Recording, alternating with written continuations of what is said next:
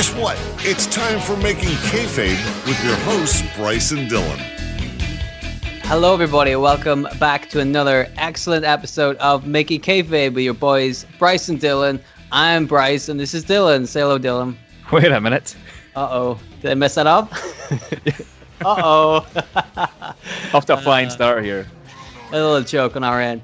I'm Dylan. This is Bryce, and we are the Making Kayfabe boys. We're here to entertain you guys with some stories from wrestling's past, and we're going to rewrite them, change them up, scalpel them, go in with like a surgeon, you know, slice them up, stitch them back together, and make them something completely different. That's what we do here on the show, and we've got a great episode lined up for you guys today. Let me tell you, because this is the finale of season 2, and it's been pretty successful so far. You guys have had a lot of storylines to go through in season 2. Let me tell you. You know, we had Test, we had Drew McIntyre. Who else did we have? Retribution. We had Mordecai, we had Sean O'Hare, we had AEW Women's Division, Kane, Vince McMahon's exploding limo. Exactly. Yeah. We've had Don't some forget good the limo. times. Never forget the limo. And the main event, the ECW Zombie. Don't forget that. The main event. Yeah. You know. The main event halfway through the card, yeah. You can't get. Yeah, technically this is a main event, but we all know it's like old WCW. We know what the main event is, but we also know the real main event is the main. You know what I mean? Exactly. Like Zombie was like Rock and Hogan, whereas this one's more like Jericho Triple H. Is what we're trying to say. Yeah. Well, you know what? It's funny we should talk about Rock and Hogan, and it's funny that we should talk about WCW because that's what my storyline's about this week. That is a hell of a segue. Yeah. Well, didn't even plan that. We did that naturally. We're just so good, and we don't want to, toot our own horns. But if we don't do it, nobody else is going to do it. So can you believe we give this away for free? Like just segues like that. That's incredible. Right? I mean, just because we love you guys, we're just giving you content like this, and all we ask in return is give us 5 stars on the podcast reviews website. Yeah, and all that stuff. Share it around. Anyway. The point is, today's episode is going to be about the nWo in the WWE. Who? The nWo. You ever heard of the nWo? I've heard of the BWO, the Blue World Order. Well, if you're a fan of the BWO, you'll be a fan of the inferior copy group. Yeah, is this like a comedy kind of copy of the BWO? Is that what we're talking about? Well, it's got a Hulk Hogan in it, so it's prime for comedy, if you know what I'm talking about. To be honest with you, some of the stuff they got away with in WCW was really like comedic anyway. Like, do you remember the bit where Sting gave Hulk Hogan a present and it's his own head? No. Oh, you'll find it as a GIF, right? Hulk Hogan opens a box up and he's like, what the heck? And he pulls out like a wax work of his head or something. But it's the exact replica of Hulk Hogan's head, and he's just holding it in front of his own head, like, oh my god! And it's fucking weird. You're like, this is what WCW was. I have never seen that, but at the same time, why would you react like, oh my god, to that? Because like, it's your head in the box, but I'm seeing it with my head. I know my head's attached. Like, it's not your real head, dude. What the hell? Is that Russo, or is that like just? That was before Russo. Oh my god. That was in '98, I think. So there you go. That's the kind of thing I have to deal with. Oh my god. Well, we're not even talking about that. I thought that the nWo, or the offshoot of the BWO, if you will, were well known, very popular in WCW. It was the reason that WCW started that whole Monday Night Wars thing. It was a real catalyst for their big competition, and when the nWo came to the WWE, not as revolutionary. Yeah. And not even not as revolutionary, just not as much fun. Nothing really happened, and then they disappeared. They were around for about 6 months, if even. Yeah. They started in February 2002, and I know they were finished before SummerSlam 2002, so there you go. Yeah, I don't remember much at all. I mean, this is like kind of I was probably 10 at the time. It's 2002, right? So I was 10 at the time, and like wasn't like fully interested on that point. But I remember the Vince McMahon promo saying he's going to inject a lethal poison into WWE, and then it's a really fucking stupid thing to do, isn't it? Yeah. Like if you own the company Why would you like? I'm gonna kill this company. I'm like, dude, if you kill the company, you won't make any more money off it. Yeah, it's like I'm going to inject some lethal poison to Making Kayfabe and get like fucking Vince Russo onto the show, and he can rebook things, bro. That's the problem. He did rebook things and it sucked, so now we're rebooking them. Yeah, we're better than him anyway. We're dominating him on the Apple charts. So yeah, I don't want to brag, but we are better at booking than Vince Russo. Yeah, but he knows, like deep down, he knows. He knows, bro. He knows. Bro. Bro. Listen, bro. Swear to God, bro. I swear to God, bro. Swear to God, bro. NWO, bro. NW, bro. Go for it. NW, bro. Well, do you want me to give you a little bit of a history of the NWO? Yes, give me a history of the NWO. Since you don't know about them, you only know about the BWO, so I'm going to give you a very brief history of the NWO because, like I said, they started in 96. We didn't really... this storyline I'm talking about happens in 2002, so you can see just how long they've been around for. Yeah. So let me give you a little bit of a history lesson with them. You all know that Hall and Nash left the WWF in 1996. They signed with WCW and started an invasion angle where it seemed like they were from the WWF, although contractually they weren't. They had a match at Bash at the Beach 1996 where Hogan came out, was the third man on their team. It shook everything up. It helped Hulk Hogan a lot. He really needed that shit. And that was awesome. And then after that, everything got a little bit hit and miss, It was a really good concept, but then they kept adding more and more people. And it really just turned into a thing where Hogan stayed on top all the time instead of like what it should have been, which was help build up a new star to beat the NWO. It fractured into two different groups at some point, NWO Hollywood and NWO Wolfpack. Yeah. The black Do you know that's one of the main reasons why I've not gone back and watched WCW that much? Like, because NWO Wolfpack with this certain group, there was not like a Latino NWO as well or something. Yes. There was like all these silly things, and like it's just too complicated. You've got this big faction, and there's like 100 guys in it, and like that just doesn't appeal to me at all. Like I watched some WCW, but the whole. I did plan to go back and watch it week to week at one point just to kind of see what it was like during that time, but that just doesn't appeal to me at all. The multiple members, not knowing who's who, and just it's it got a really bit silly. Confusing. And even more confusing was that there was actually, this is a fun fact, there was actually a NWO Japan. Oh. WCW had some kind of dealing over in Japan, so they started a stable group, NWO Japan, but like obviously most of the NWO were in America. So they had NWO Japan with mostly Japanese wrestlers and Scott Norton. And it turns out, because Scott Norton was in the NWO in Japan, if you go to Japan and talk about the NWO, they don't fucking care about Hulk Hogan. They care about Scott Norton. I was going to say, because he was big in Japan, wasn't he? He was like New Japan Pro Wrestling or something, right? Yeah, he was like one of the big foreign stars. Yeah. So like they don't give a fuck about Hulk Hogan, but they love their Scott Norton. Love the Scott Norton, yeah. So there you go. So we have. Is he part of my kayfabe Tambola later? Listen, man, you're in for a treat later. Do you want to tell people what I said to you earlier? So Dylan said to me earlier that I am in for a. What were the actual words he used? Like, I think I said you were totally fucked. Yeah, totally fucked. So yeah, I'm not looking forward to that later, but we'll see. It can't be worse than fucking Melina and, Melina with the fucking World War II jet fighter pilot fucking things. So I like how you thought there were jet pilots in World War II. Yeah, I mean, Melina wasn't there, so well, listen, man, you're gonna have another 40 minutes to think about it. It's gonna be eating away at you. Like, what's he gonna do to me? Well, you're gonna find out. But before we get there, let me just finish up with the NWO.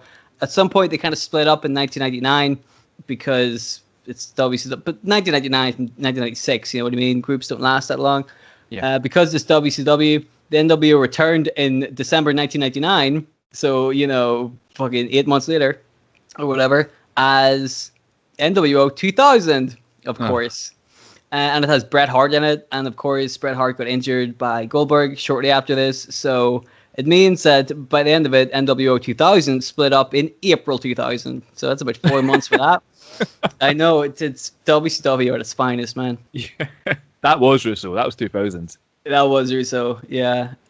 So WWF purchased WCW 2001. everybody was excited about seeing Scott Hall, Kevin Nash, and Hulk Hogan on WWF television, but that wouldn't happen because WCW gave those three guys and Goldberg and a couple of other people, Scott Steiner, lucrative contracts that didn't run out until the end of 2001. So those guys said, fuck going to work. If you're going to pay me to do nothing, I'm going to do nothing. That's why they weren't in the invasion angle, because they were getting paid to do nothing. And right enough, they're getting paid a lot of money as well. Like, damn right. I don't blame them at all.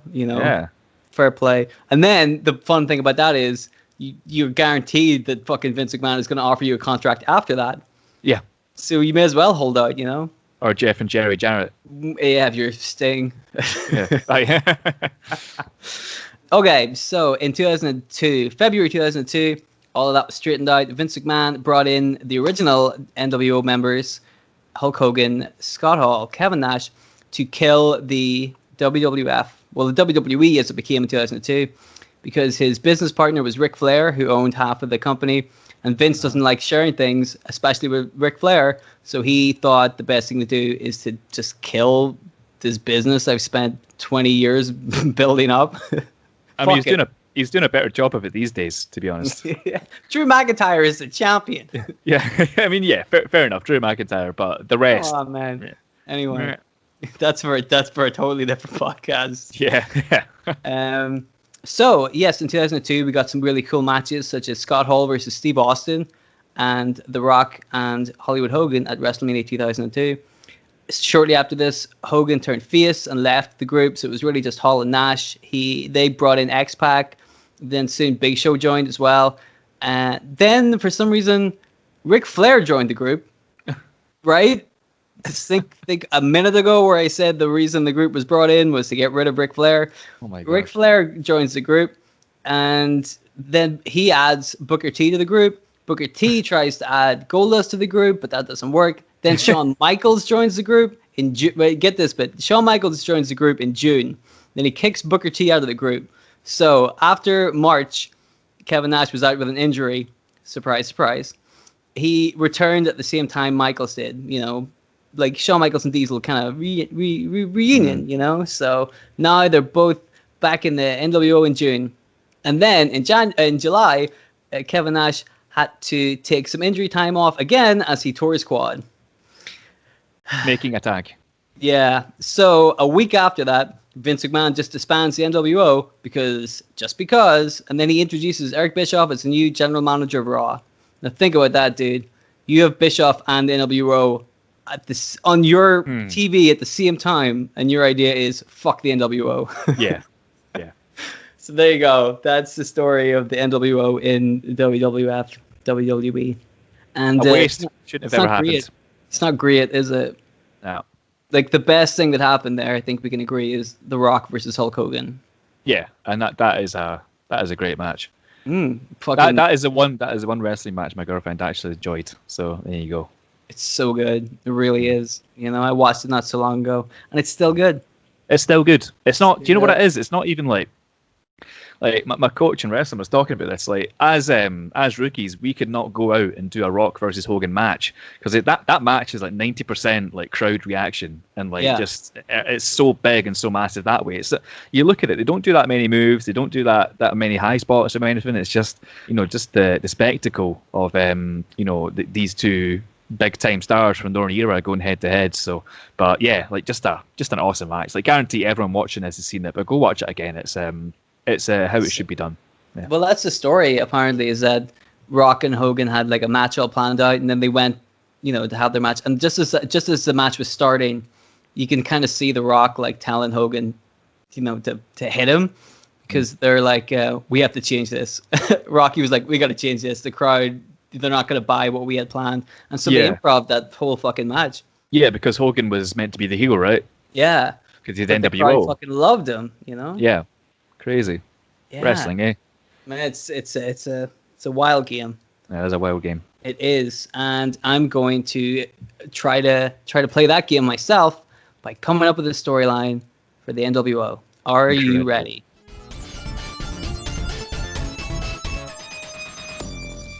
Just want to get one thing straight. So, yes. First thing, no Stevie Richards. Maybe. Oh, No. all right. No. And second thing, is this literally from when the NWO come into WWE in 2002? Yes. So this is it. The Rock versus Hogan hasn't happened yet. Vince McMahon's still wanting to inject lethal poison into the WWE, and that's kind of where we're starting, right? Well, that's gonna be where we start. I'll get into that. You'll see what happens on both those points. Yeah. And that's pretty much where we're gonna start, is with that whole Vince McMahon idea. I mean, the idea of Vince McMahon bringing in the NWO to kill his own company doesn't make any sense. But the idea of him bringing in the NWO to get rid of Ric Flair makes so much sense. It's unbelievable they didn't think of that, because the NWO spent most of their time in WCW just making a dick out of Ric Flair. Yeah. You know, you haven't seen too much WCW, but like that was a prominent thing that happened in WCW. They ruined that man in the latter half of it. They sent him to an insane asylum, some other fucking bullshit with his son. Like the stuff they did to Ric Flair, unbelievable. So I'm like, why isn't that the angle? Vince McMahon brings these guys in who they already know has history with Ric Flair. That's been on the WCW television. People will be familiar with that. Why not work with that, right? Interesting. Okay. So Vince McMahon says, I'm going to bring in NWO to get rid of Ric Flair. And they come out at No Way Out 2002. Of course, No Way Out has the same initials as the New World Order. Very clever. And they come out and they tell everybody why they're there. Vince McMahon hired them to get rid of Ric Flair. But here's the thing, man. The NWO, they do whatever they want. You know, Vince McMahon give them some pretty sweet contracts. That's true. But when have the NWO ever done what anybody else told them to do, right? All Vince did was hold open the door, let them to walk through. Now they're inside. Now they're in the company. They can do whatever they want to do. If they want to go after Ric Flair, maybe that's what they'll do, or maybe not. It's not like Vince is going to fire them, because they're going to turn up anyway. That's the point. That's the point of the NWO. They're just going to turn up. So Hogan says, we aren't done yet. You know, people thought our heyday was years ago. No. A lot of young stars in the WWE. A lot of people who we used to compete against in the ratings war, and now that we are in the WWE, we're gonna have something to say about that. Where's the fun in beating up Ric Flair? They've done that plenty of times in the past, but beating up The Rock or Steve Austin, now that's a whole other ball game. Something they've been wanting to do for years. And that got them excited. So already, straight off the bat, we've established a lot. We've established that the NWO are heels, despite what the crowd think. You know, one of Vince McMahon's on-screen ideas, you know, has backfired on him, so that puts more kind of like frustration and heat on him for his character, which totally works. And it's a good way to introduce a new heel stable as a bunch of rule breakers who can do whatever they want, but who also want to go after the kind of younger talent, which is kind of putting heat on them from like not just the audience perspective, but from a kind of, you know, more of a Mark's perspective, if you know what I mean. Yeah, already an interesting concept as well, because you've got, like you say, these WCW guys who, like you say, haven't wrestled Rock, haven't wrestled Kane, haven't wrestled Austin, you know, any of these guys, Kurt Angle. So that's the kind of dream match you're looking for. And to be honest, like ideally what people would have wanted in the invasion angle. So yeah, that's a good start. Exactly. So from here, you can obviously see it's very easy to pivot into a Hogan Rock feud.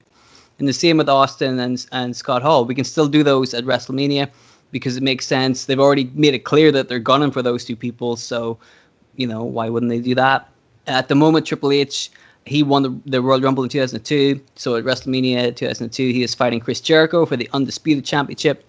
So I kept Austin Hall. I kept Rock Hogan. I had Kevin Nash come out with Scott Hall. And Scott Hall beats Austin after some interference from Kevin Nash.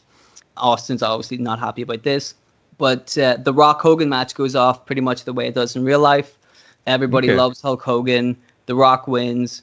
And Rock and Hogan shake hands after the match. You know, Hogan looks around the arena, looks at all these old Hulkamaniacs, and he's like, maybe I made a mistake. So after WrestleMania, Nash and Hall obviously are pretty pissed off with Hollywood Hogan.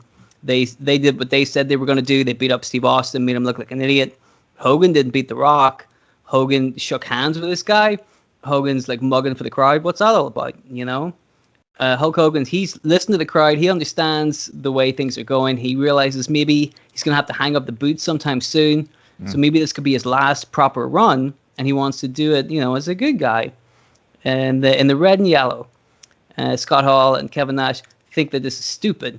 So they declare war on Hogan and the WWE, you know? Fuck him. So now they bring in their old buddy X-Pac into the NWO, saying they don't even need Hogan. Now we've got the Click. You know what I'm saying? Yeah. But Hogan was never part of their crew anyway. But these three guys, this is the real NWO. So now there's three of them against one old man. What's he going to do? Fortunately for Hogan, he's not totally on his own. He's got all the little Hulkamaniacs in his quarter, brother, but also the Rock. So also the Rock. Hulkamaniacs and the Rock. The Rock. They're both pretty good. So Rock, you know, he understands what Hogan went through at WrestleMania, and he enjoyed their show of respect, and he sides with Hulk Hogan, and he feels pretty confident that he could beat Scott Hall at Backlash to make up for what happened to Austin at WrestleMania. So we have Backlash. Kevin Nash accompanies Scott Hall to the ring at Backlash once again, but this time Hulk Hogan accompanies The Rock. Just as a side note, I kind of put in that earlier in that night on Backlash, X-Pac fights Billy Kidman for the Cruiserweight Championship and wins. So already NWO have got some gold in their group. Right. I mean, it didn't take them too long the first time, so it makes sense that they would. And it kind of proves, like, then they're like, see, we don't even need you, Hulk Hogan. We got this new guy. We got X-Pac in to replace you. He's already the Cruiserweight Champion.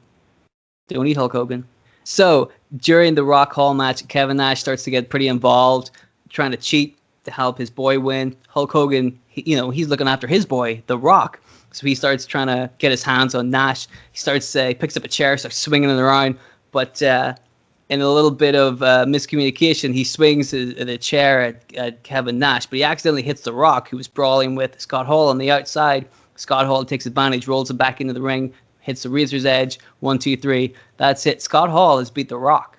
And Scott Hall has beat Austin as well, right? Exactly. So he's bragging about beating not only two former heavyweight champions from the WWE, but two of the biggest stars in the ratings war between WWF and WCW. Yeah. Scott Hall's beaten them both in quick succession. And obviously, for a guy like Scott Hall, that's like, his promos are fucking through the roof. They're amazing. Because he's like, look at me, Yeah. The Rock says that's just a fluke. No, that's not the end of that. We can't let that go. That's not fair. And there's a little side note for everybody as wrestling fans, but I'm like it's such a shame that Scott Hall got like so fucked up at that point, because after Backlash they did a UK pay-per-view called Insurrection, and as we all know, on the flight back from the UK to the US, things got a little bit jovial. Yeah. And Scott Hall lost his job, and a couple other people were fired as well. Yeah. And I'm like, it's such a missed opportunity, because right there you got Scott Hall and The Rock. Like, the promos those guys could do against each other would have been fucking money. Scott Hall would have been incredible in WWE. It obviously was in WWE, like early 90s, but like as Scott Hall, former NWO or actual NWO kind of guy, like he could have been proper main eventer easily if he kept his shit together, basically. But unfortunately, he didn't. I'm so bummed that it never happened, because that would have been fucking sweet. But that's why I put it in my storyline, because it would be sweet. Too sweet. Oh God, we're good. You provide the story, I provide the jokes, buddy. You're the entertainment. You're the entertainment. So Hulk Hogan feels pretty bad about what happened with The Rock at Backlash, and The Rock says, just don't worry about it. But a little bit of separation, The Rock can take on Scott Hall by himself. Okay, Hulk Hogan's like, all right, I'll step back for a second. So at this point right now, Triple H is the current undisputed champion. He beat Chris Jericho at WrestleMania. So now that Hulk Hogan's not really, he had a bit of a problem with The Rock, so he goes up to Triple H. He comes to see him man to man, and he says, listen, he knows that Triple H was watching their match at WrestleMania against The Rock. He knows how he knows that Triple H heard that fucking audience. He knows the reaction Hogan got. He also knows that Hogan's probably on his way out. His days were numbered. Might not even get to the end of the year. But Triple H, he's the champion. He's a man of the business, smart dude, wants to grant an old man one last wish, one last heavyweight championship title shot, right? Because like I said, Hogan's on his way out. He just wants one little shot of glory that he used to have back in the day. Yeah. And he'll even kind of sweeten the deal by talking about how much it'll benefit Triple H's career. You know, look what it did for The Rock. People are going to talk about that match with The Rock for a long time. Wouldn't Triple H want a little slice of that pie? This sounds like actual Hulk Hogan, though. Like, this is how he would worm his way into another World Heavyweight Championship match. Right, but also doesn't it sound like the way to get to pay attention to Triple H? Like, think about what it would do for you. People would talk about you. The only problem with this is that the nWo don't really like Hulk Hogan. So Hogan needs Triple H's help to beat the nWo, but he also wants a championship shot. So what do you think about that? Triple H is pretty conflicted about this because he likes the nWo. Scott Hall, Kevin Nash, X-Pac, they're his boys. Yeah. The second part of the request about the title shot, he doesn't mind that. Like, he's Triple H. He could beat up an old man, right? And he would love to get that kind of reception. Like, imagine the heat Triple H would get when he beats Hulk Hogan. You know what I mean? That would be, you know, he can see the dollar signs in his eyes. So Triple H is like, okay, yeah, I'll help you get rid of the nWo. But of course, Triple H, as we've established, always has something up his sleeve. So we know he's good friends with Scott Hall, Kevin Nash, X-Pac. So he, secretly, without Hulk Hogan knowing about it, goes to meet with the nWo. His best friends, his buddies. And he's like, you guys, you'll understand, you know what I mean? Let's work out a little deal. Make it seem like you guys are kind of disappearing so that me and Hogan can do this thing. You know what I mean? Wink, wink. And then after the match, once it's all said and done, we'll get back together. We'll really take over this company. You know, Triple H is like, I'm going to beat Hulk Hogan down at Judgment Day. So he's not even going to be a fucking factor after this. And then after that, we can all hang out and party. You know what I mean? So Triple H is talking to the nWo. Hall, Nash, and X-Pac, they all tell Triple H that they get it. They'll look after their boy. You know what I mean? Triple H is like, cool, sweet. So he goes back to Hogan and tells him, everything's good, man. We're on. Hogan versus Triple H Judgment Day. Hogan can have his one last title shot. Triple H feels pretty good about granting an old man his final wrestling-related wish. Nice guy, that Triple H. Nice guy. That's what's always said about him. A lovely chap. Sweet dude, you know. Yeah. Always doing stuff for the benefit of other people. Always. Selfless. Yeah. Exactly. See, we're on the same page, man. So Triple H decides to build the match as an end of the era kind of thing, you know, making it pretty clear that he's going to put Hulk Hogan down for good at Judgment Day, that there's going to be no more title matches for Hogan and ever, probably after what Triple H does to him. But he also kind of like winks at the nWo and was like, you know, keep things on the down low. So you got to make it look like you've been taken out, or make it look like Triple H has kind of done something to your group. You know what I mean? Wink, wink. So they're like, don't worry, man. We know what to do. Just as another little side note to kind of keep a lot of the mystique going, we also have X-Pac kind of starting up a Cruiserweight Championship storyline with the Jerry and Shane Helms. This bit, honest to God, me booking the Cruiserweight stuff has no bearing on the rest of the storyline. I just thought it just kind of adds to it, you know? Yeah, no, I like that X-Pac has a title. That makes sense. Yeah, and Hulk Hogan's not going to win the Cruiserweight Championship, is he? Maybe, if he slims down a little bit. Maybe a little bit, about £100. Yeah, he should be. Yeah, that should be enough, right? Yeah.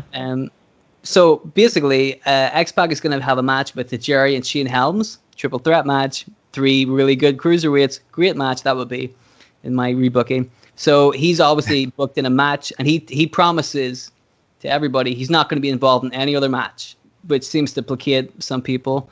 But Hall and Nash, they kind of want to continue their business with Steve Austin and The Rock, so that leads to a tag team match at Judgment Day. So they're like, we're also really busy, we're not hanging out with Hulk Hogan. But at some point on an episode of Raw, Kevin Nash is found backstage, he's clutching his leg. He's like, oh, somebody attacked me. Oh, I got to go to the hospital, you know. Might not be ready for my match at Judgment Day. So Hulk Hogan's like, okay, cool. The nWo, or, you know, Triple H is like rubbing his hands with glee because everything's working out the way he wants it to. Hulk Hogan thinks, oh, wow, I'm going to have a straight up match against Triple H. It's going to be great. Scott Hall needs to find a new tag team partner for his match against The Rock and Steve Austin. So he's looking for a replacement. Now he's busy. And Triple H says, there you go.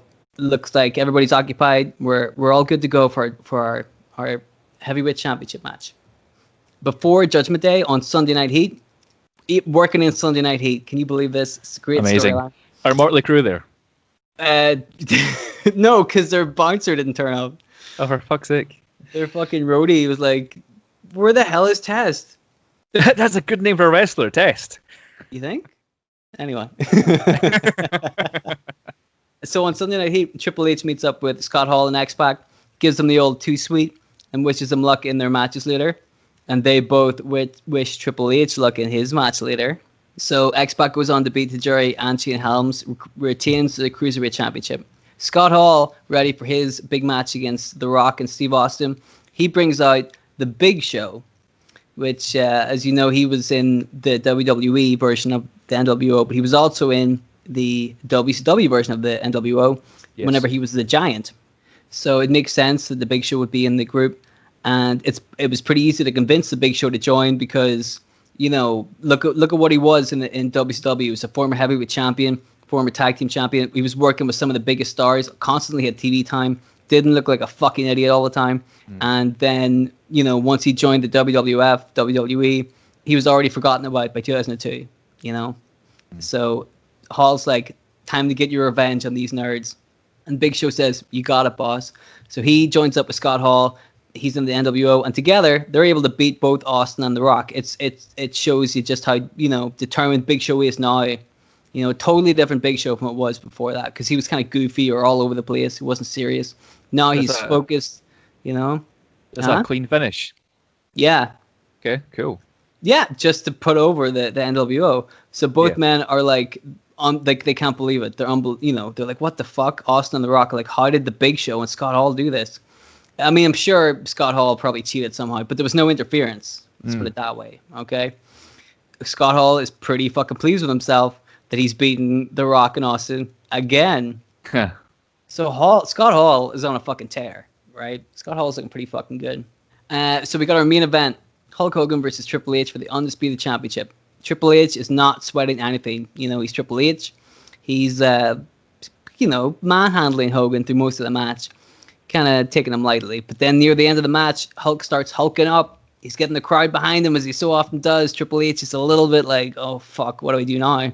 Because he's never fought Hulk Hogan when he hulks up, you know what I mean? He's like, how do I stop this? He tries to fight back, but Hogan is like really going for it, really starting to get things in his corner. So now that Hogan is starting his comeback, who should come out but Kevin Nash? Uh-oh. Triple H looks relieved. Hogan looks confused. Like, didn't you hurt your leg? Hogan shouts up at Nash, and Nash shouts back, and he's like, hey, don't worry about it. I know exactly who attacked me, if you know what I'm talking about.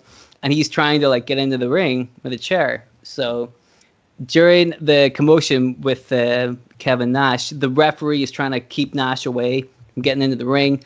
And during this whole business, wouldn't you know it, Triple H whips Hulk Hogan into the referee, ref bump, referee accidentally falls out of the ring. Wouldn't you know it? Boy, what are the chances? Huh? What are the chances? That's incredible. Oh, it's got to be like 1,000 to 1. What a convenient ref bump. Oh, can you believe it? Wow. Dude, is pro wrestling fake? No. I mean, we write scripts about it. Yeah. Maybe. Yeah. Ignore that I said that. Yeah. Didn't that's going nowhere good. It's still real to us, damn it. Although clearly it's not, because we're writing all this stuff. But anyway, the referee accidentally falls out of the ring at the absolute worst moment. So of course, Kevin Nash is not free to enter the ring. He's got his chair and he's standing right beside Triple H. They're both looking at Hulk Hogan. Triple H is like, you're fucked now, old man. Kevin Nash raises the chair. Bam! Hits Triple H right between the eyes. Oh. Hogan runs, hits the ropes, drops a big old leg drop. Kevin Nash gets out of the ring as quickly as he can, which evidently not so quickly. He throws the referee back inside. The referee is dazed, but he still manages to count the 1, 2, 3. Hulk Hogan is now the undisputed champion because he beat Triple H. With help from Kevin Nash. A little bit. So at first, Nash and Hogan are staring at each other like, what the hell? What's going on? And then they both smile and hug. Kevin Nash gets a can of spray paint, throws it to Hogan, and they spray paint NWO rules on Triple H's back. No. So Judgment Day goes off the air with Nash and Hogan both looking into the camera and saying, NWO for life. Oh my God. So the next night on Raw, Hulk Hogan and the rest of the NWO, you know, they're explaining themselves. from a pre-tape kind of, from a remote location, because they're not turning up to Raw. They know better than that. Triple H is pretty pissed, and they're staying away from him. They're smarter than that. They've been watching Triple H rise through the ranks, and then they know exactly how he works, as evident by them subtly manipulating them through this whole angle. They knew Triple H was going to try and double-cross everybody, because that's what he does. He always tries to double-cross people. For example, Nash points out that Triple H went behind Hulk Hogan's back to try and get the nWo on his side whenever it suited him, right? But he used to say Triple H wouldn't just screw them over later when it suited him as well. Blood is thicker than water, and whatever way you slice it, Triple H was the last guy to the party. Nash, Hall, and X-Pac, they're family. They're the clique. Triple H was just their driver. So, yeah. So Hulk Hogan gloats about how the fact that he tricked everybody. He doesn't really care about the fans. Again, he used the fans to get him exactly where he wanted to be, which is a championship opportunity, which he might not have got if he was Hollywood Hogan. But they, like a bunch of gullible idiots, let the door open. He went straight to the top, because they all love him. Well, he doesn't love them. All he loves is being on top, being world champion, and hanging out with his boys. Big Show, X-Pac, Kevin Nash, Scott Hall, Hulk Hogan, the boys, the nWo, because when you're nWo for life. And yes. Triple H, you just don't understand that. So there you go. You've got all that happened in about 3 to 4 months, right? And already they're on top of the brand. They're the biggest heel group in the company. They've got 2 championships in their possession. They've beaten The Rock, Steve Austin, and Triple H, and a bunch of times. That's not bad for 4 months' work, right? Yeah. So this is the point where I decided to draw a line for this storyline, because I just kept writing this. I'm like, I could go on for a lot longer. Yeah. But I had to find a little point to stop it at, and I thought this is the perfect place to stop, where the nWo were like right on top. You know what I mean? And it means that, much like the Retribution kind of angle, if people want to hear me do the rest of this, like a part 2, I'd be very happy to do it, because I have some ideas as to how to finish the rest of the year. Because this 2002 was also the year that Shawn Michaels came back. Yeah. So, we can obviously work him into this angle. There's so many places you can go, so many things you can do, and I would be very happy to finish off the rest of that story at some point. But that's it. That's the story so far. Dude, that swerve got me. But I genuinely wasn't expecting that. Yeah, I was not expecting that. I don't know why I didn't see it coming, but like that's turning Hogan heel again is just that's exceptional. I really liked that story, dude. Like I liked him, especially I liked Scott Hall's kind of like progression as well, because like Scott Hall has this claim that he's beaten himself. He has beaten The Rock and Austin, and then Rock and Austin as a tag team as well. So like he's got a great kind of platform to go off. You've got Hogan as a champion, so that's nWo essentially done what Vince McMahon wanted them to do, and like inject that lethal poison into WWE, because now they are ruling the WWE. They're doing whatever the hell they want, and like it even opens up space for in a part 2 maybe Vince McMahon thinking, oh shit, like what have I done? Now I've got these guys as champion running roughshod around the WWE, and maybe that's like that's a call for maybe a invasion too, because then Vince McMahon's going to get his guys like Taker, Kane, Rock, Austin, fucking Jericho to fight the nWo and like do the invasion that should have happened. But right. honestly, man, like that was great. I didn't see it. I had some stuff written up until the swerve, which I'm just going to score out because like I just it's totally changed everything I fucking thought was going to happen. Like. So fuck that, but no man, that was really really good, and thank you. Yeah, and I like how you got Triple H basically got swallowed what's the phrase I'm looking for? He swallowed a tough pill. Humble pie, that's it. Yeah, he swallowed humble pie and kind of got his I'm just not here with the metaphors today. I'm just not here with the metaphors today. But he got his just desserts. He ate his humble pie. He's got cake in his face. All the food puns and like yeah. Wow. But no man, and you see, to be honest, like one thing I was thinking during that as well, like of what didn't happen in your story, Outsiders versus Rock and Austin would be fucking incredible, and that would be a great match. Like, you could set that up. Like, there's plenty of like kind of mileage for that. There's so many places you could go. Like your idea about them having like a second invasion or something like that. Those are all on the table now. because they're all viable, and like you don't have to have the NWO on top forever. But you think about it, right? If the NWO took over the WWE for like most of 2002, and split up, they've accomplished something great because they've kept a lot of wrestling fans interested and involved in the WWE. It's got a lot of mileage out of the NWO, so they can retire on a decent note. Yeah. And like guys like The Rock and Austin and Triple H, they're gonna be around for a while. So like, you know, they could lose 1 year, and because they're gonna have plenty of years after that to fucking bounce back. And you know, also storyline, Austin doesn't quit because he wouldn't lose to Brock Lesnar. Yeah, exactly. But maybe Brock Lesnar joins the NWO. But hey, exactly. Like Brock Lesnar is starting to be a big deal right now. He wins the championship at SummerSlam, so I can factor him into this. You know what I mean? There's so many different ways you could do this. But no, man, like focusing on the story itself, man. That is that is what the NWO should have been in WWE.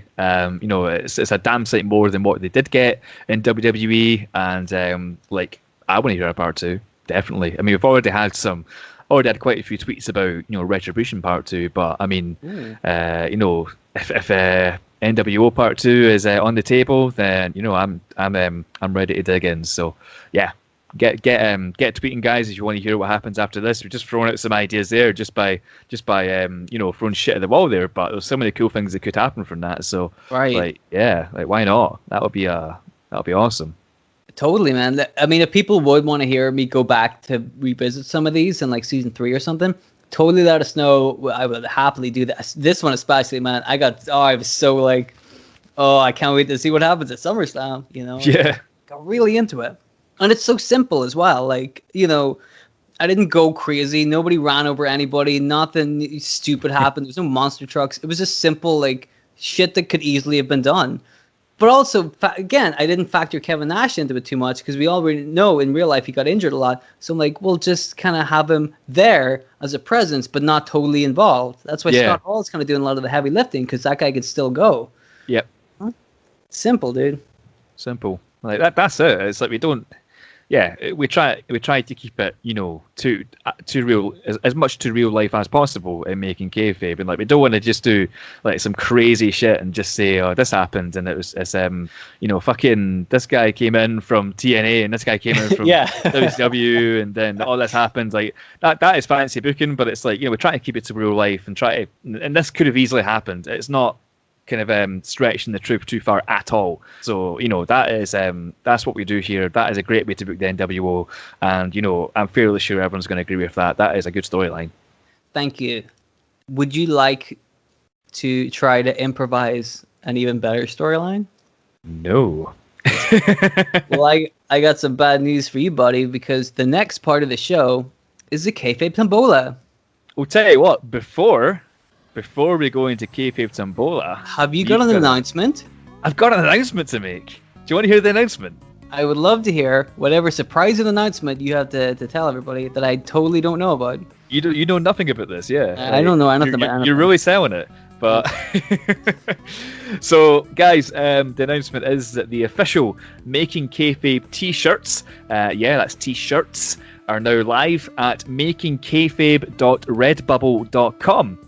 So, friend of the podcast, Tyler from Blank Page Digital, he made us 2 epic, seriously epic designs. One is the official Season 2 t-shirt, which is a kind of hand-drawn depiction of some of our Season 2 rebookings, and it's just like, it's unbelievably badass.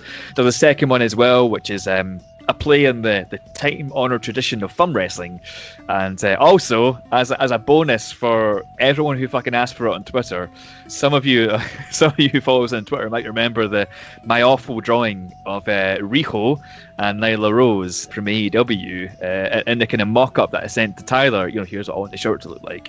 Well, that's available for sale too. You can get that in a t-shirt as well. It's all at makingkayfabe.redbubble.com. Tyler, love you, buddy. Thanks for designing these shirts for us. They're fucking awesome. And for the fans who are listening to this podcast on release, we've got a sweet deal for you. Until the end of 2020, we're going to be keeping the price basically as low as Redbubble will allow us. So that kind of differs from country to country. But if you want the t-shirts for as cheap as you're ever going to get them, and you're still running off the 2020 calendars, you're listening to this, now's the time to go buy. It's makingkayfabe.redbubble.com. makingkayfabe.redbubble.com. That is makingkayfabe.redbubble.com. Get yourself some cool ass t-shirts and help support the podcast at the same time. So yeah, dude, they do look really sick. Your boy Tyler, real hell of an artist, but don't discount yourself because that might be my favorite shirt, the Riho one. I think a lot of people. I mean, it would be kind of sad if that ended up being the best seller because Tyler put so much time and effort into 2 other designs, and then you fucking squeaked through. And I clearly didn't. Yeah. But hey, guys, the only way you find that out is by checking it out. And you know, if you want a shirt, check it out before the end of 2020. That's makingkayfabe.redbubble.com.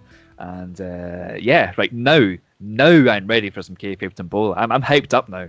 I don't care what you got me. I'm gonna make something of this. Yeah, listen, man. I want you to remember this moment of enthusiasm. Okay, because I feel like in a few minutes that enthusiasm is gonna drain from your very body. I've no doubt. I've no doubt that's what's gonna happen.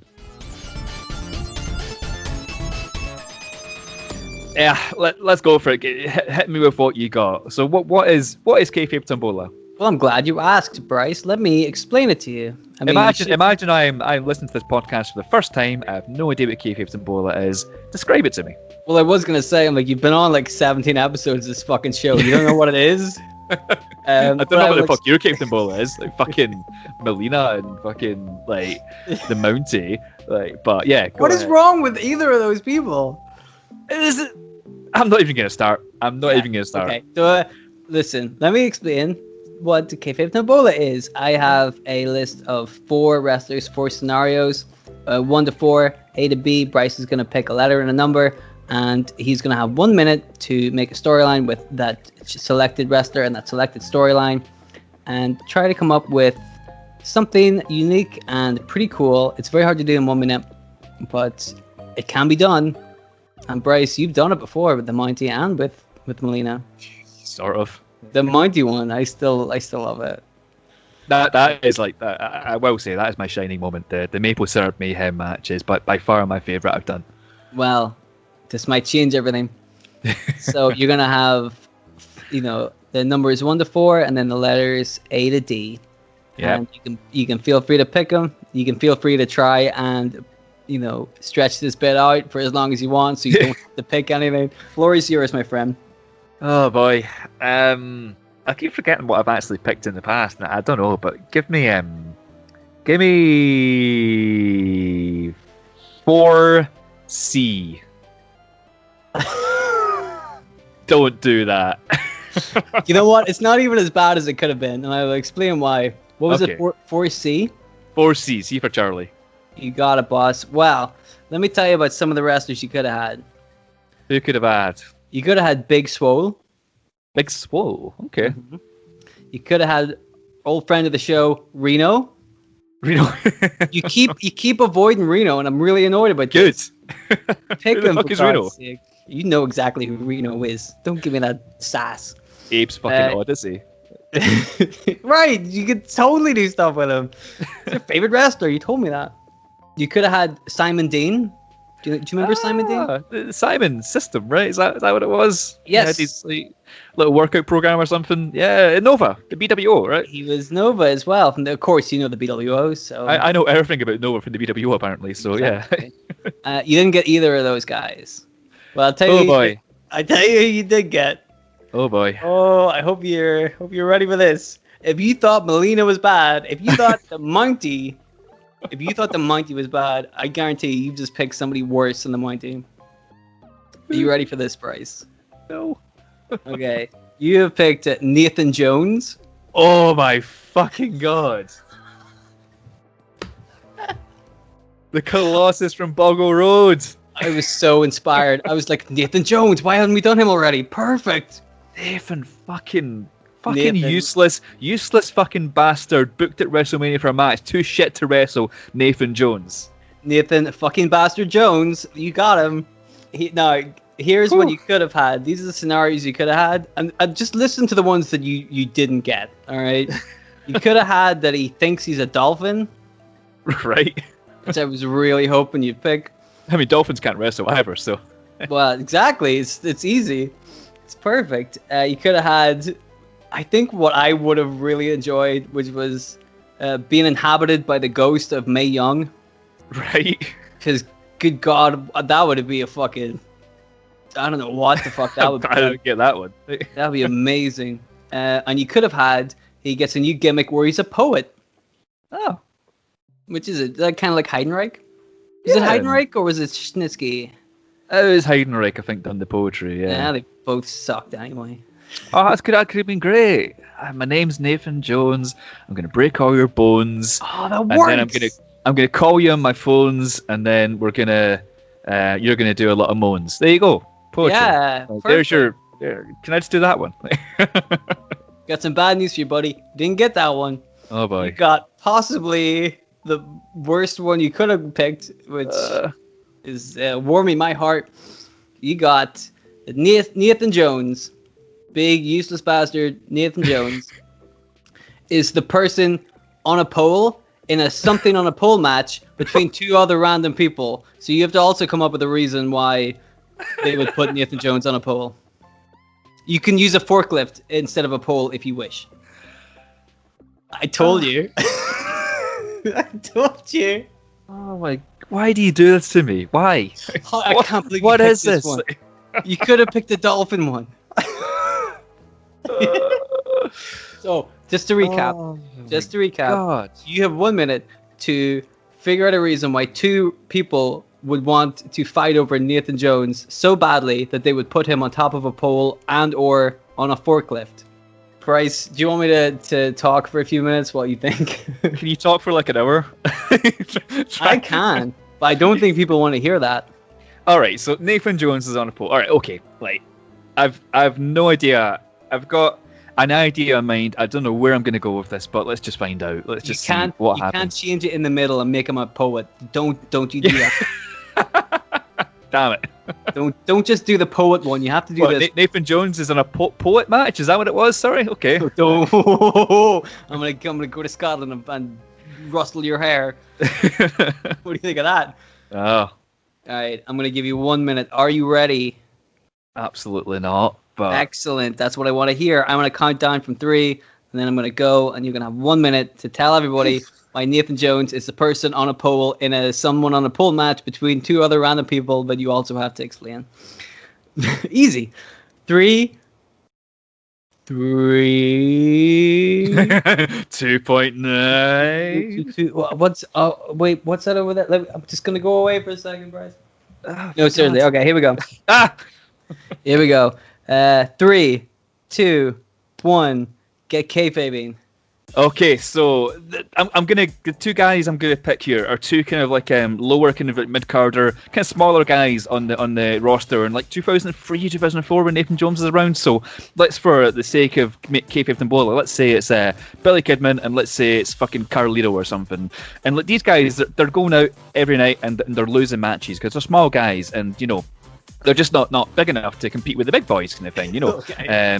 So what they're thinking is that, oh shit, like, but they're both thinking at the same time, I need a fucking bodyguard, you know, and there's nothing that, you know, I need some big guys, some big important guy to come out and help me win matches. So who can it be? So at that same time, this guy who's just got out of fucking prison in Australia happens to be debuting on SmackDown, and you know, and this guy is actually he's trying to win a contract, and like he can't find anyone to give him a contract. So essentially, how it boils down to is that Billy Kidman and Carlito are thinking, I want to use my bodyguard, but you know, you can only bodyguard for one person, so they're going to have a match, Carlito versus Billy Kidman, and Nathan Jones, the big fucking 6 foot fucking monstrosity Nathan Jones, is going to be on top of the pole, and they have to release Nathan Jones from the pole to win the match, and then he becomes their bodyguard. So okay, hey, you're a little over time, but you got there.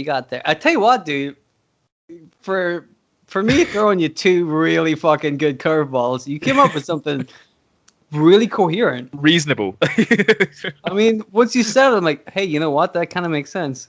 Yeah, I mean, I've literally, like, I've got a kind of notepad down in front of me. I was jotting down ideas, which I usually do, but I've literally got Nathan Jones. I've got a little line, and then just big dude. So, like, that's all I've got. Yeah, exactly. That's exactly so what he is. That's where that story came from. You nailed it. Inspired. I gotta say, dude, you did a pretty fucking good job with that one. Oh boy. Well played. I really thought you were gonna struggle with that. Yeah, I did. Anyway, that's pretty much the show. So listen, guys, thank you very much for listening to the show and for listening to the past shows. We just want to say thank you.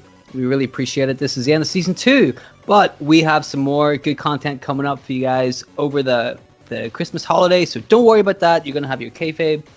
You're making kayfabe fix over Christmas.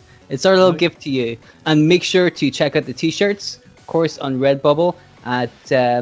was it Making Kayfabe? What was it? Redbubble? MakingKayfabe.redbubble.com. And like, guys, just there's a lot of things going to be coming up over the next month that we kind of need your help on. Firstly, we're going to be sending out a survey for our podcast listeners. If you want to complete it early, it's going to be in the episode description of this podcast. But we're also going to be posting it on Twitter. But basically, what it is to help us know what you guys want to hear. We're very keen to improve things here even more for season 3, and the best way to do that is by listening and acting on your feedback, guys. So please do fill out the survey if you get a chance, and also send us your suggestions. Dylan and I are currently building season 3. We don't know exactly what we're going to do yet. We've got some ideas in mind, but what do you want to hear? Like Dylan says, tweet us at Making Kayfabe and tell us which wrestler or faction deserves a rebooking worthy of Making Kayfabe. Let us know, and who knows, you might get your wish in season 3. And I don't want to give anything away, but send us your Kayfabe Tombolas as well, and maybe they might be featured in a bonus episode coming soon. So remember, don't do it like Dylan. Give us 4 good names and 4 good situations. And don't. I jest. Like I would have run away with that Nathan Jones poet one. So like that would have been like right up my alley, being a poet. So what if it was Reno as a dolphin? No, I would not be able to do that. But yeah, guys, DM us on Twitter or email us at Making Kayfabe. 4 names, 4 situations, and we're going to make some Kayfabe Tombolas out of them maybe. So yeah, we'll keep you updated with that. But yeah. Speaking of the end of season 2 and season 3, season 3 is going to kick off on January 19th. But like Dylan says, we're not going away. We've got some pretty cool content lined up for you over the kind of holiday season with 4 weekly bonus episodes. We'll still be active on Twitter. We'll still be checking our emails. So get in touch. But from the bottom of our heart, Kayfabers, I suppose you're known collectively now. Like 2020 has been it's been a fucking awful year for all of us on planet Earth, but for Dylan and I, like, you guys genuinely have made it better for us. It means the world to us that you're listening to our rebookings, week to week, and we hope to see you back in season 3. We've got some big fucking things planned, and some of the most commonly asked what ifs in wrestling, such as maybe nWo Part 2, or even well, tell you what, here's a spoiler maybe shouldn't give out, but let's say maybe a much requested heel turn. So there we go. I'm not going to say anything else, but much requested heel turn, maybe that'll feature in season 3. But hey, no, honestly, guys, thank you for checking us out. Thank you for sticking with us. We have got some big things planned for season 3, so we'll see you over the next few weeks for some bonus episodes, and then we'll see you back on January 19th for the kickoff of season 3 of Making Kayfabe. Cheers, folks. Much love. We love you.